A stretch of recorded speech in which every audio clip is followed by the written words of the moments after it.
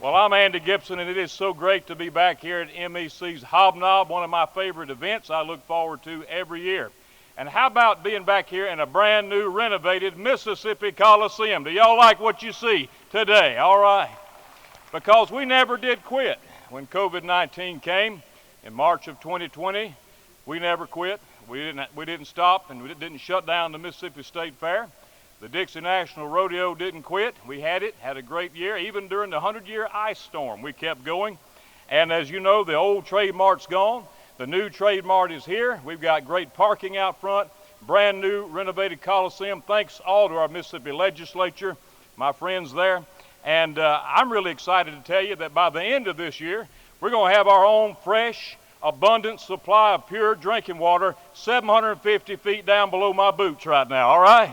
The well is going to be done. As a matter of fact, we're going to connect it, and it will supply water to all the facilities here on the fairgrounds for all of our events with a generator, no matter what. We're going to have fresh water. You got to have water to survive.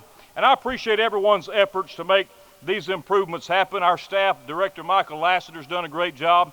We never quit. We never shut down. The Department of Agriculture and Commerce never quit, because our farmers never quit. Can we give our farmers a hand right now? Thank them for what they do. They've been working during this entire pandemic to make sure we have the food and the fiber and the shelter that we need to not only survive but to thrive.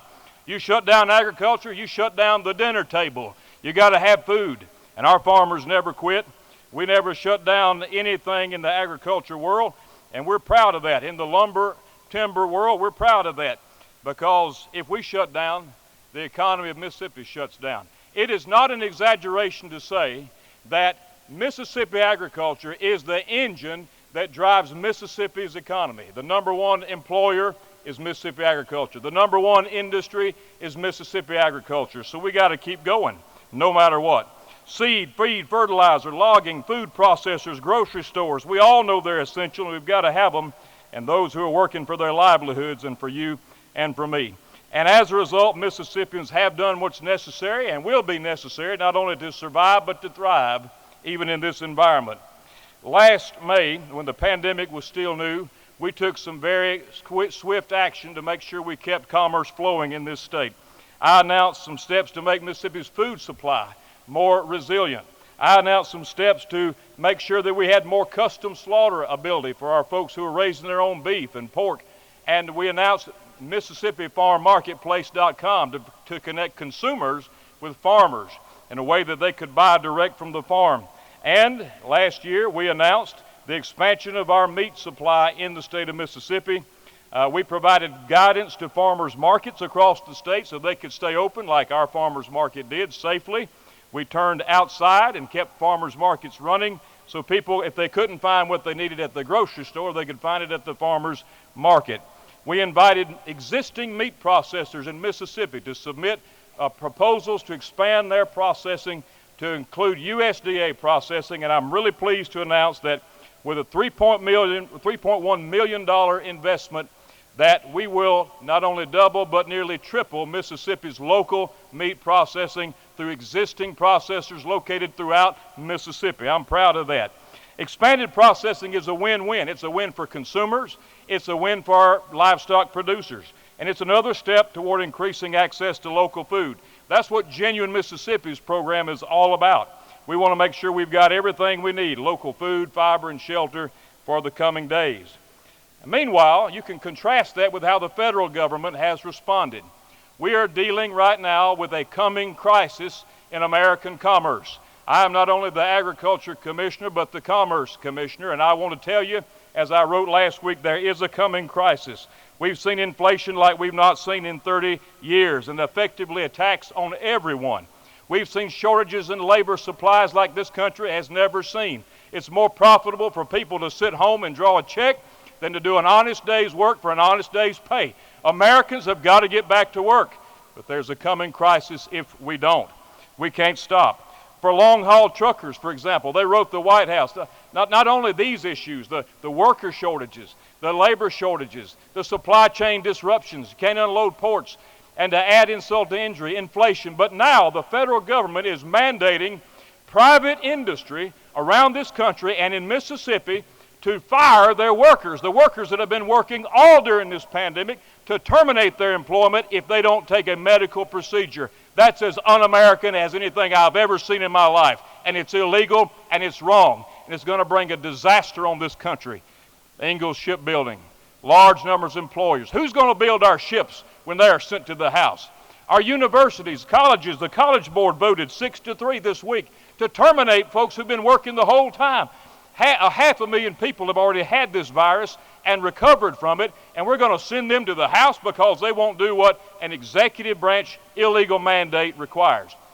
I'm not anti-vaccine, I'm anti-mandate, and I believe most Mississippians are too. The time is to speak up. If we don't speak up now, nobody else will. I'm calling on the Mississippi legislature to do something about this, to take a stand and to preserve our freedoms. That's why last week I signed this order right here, the commissioner's order. We don't have mandates in the Mississippi Department of Agriculture and Commerce. Our folks are going to work. We don't want to know. It's a private, personal decision what medical procedures they had. Keep people working and make sure we don't have these job-killing, economy-destroying policies like this federal vaccine mandate. Speaking of legislators, many of whom are here today, I want to thank you for your leadership. I want to thank you for listening to the concerns that I expressed about that medical marijuana legislation. Now, I didn't ask to be included in the bill. It was someone's idea to include me in a very big way in that bill. And as a result, I've had to get involved. And I appreciate the governor. I appreciate the lieutenant governor. I appreciate the speaker and those who are involved in writing this bill to correct the issue that I talked about. And by putting the licensing back under the Department of Health, because after all, the people of Mississippi voted for a medical marijuana program, not an agricultural, recreational marijuana program. I appreciate that, but it's not the end of the issue, because when it comes to the way the bill's worded now, there is a role the health department would delegate to the Department of Agriculture enforcement. And that's what I want to take just a couple of minutes to show you this morning. As I talk to states around the country, enforcement is a huge issue. It's going to take a lot of people. It's going to cost a lot of money. I am ready, willing, and able to accommodate the legislature's request and do the enforcement subject to their appropriating the necessary resources, because when I talk to folks around the country, two major problems: illegal diversion of this medical marijuana substance and the rise of an illegal black market. Last week, the sheriffs of Mississippi and the police chiefs held a training in Rankin County, and I had my people there. And we learned a lot about the problems that other states have experienced, and we don't want those problems to come to Mississippi. But since that time, I've probably talked to half of the sheriffs in this state, and I want to show you what they're showing me, not what may happen, but what is happening right now. Look at this.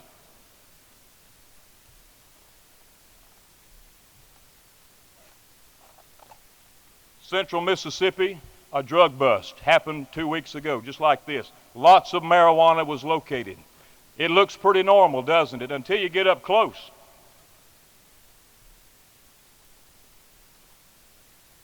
What we have here is about 200 pounds of medical marijuana from the great state of California. And it says it's illegal to distribute this anywhere and keep out of reach of children. And it was approved by the California initiative process.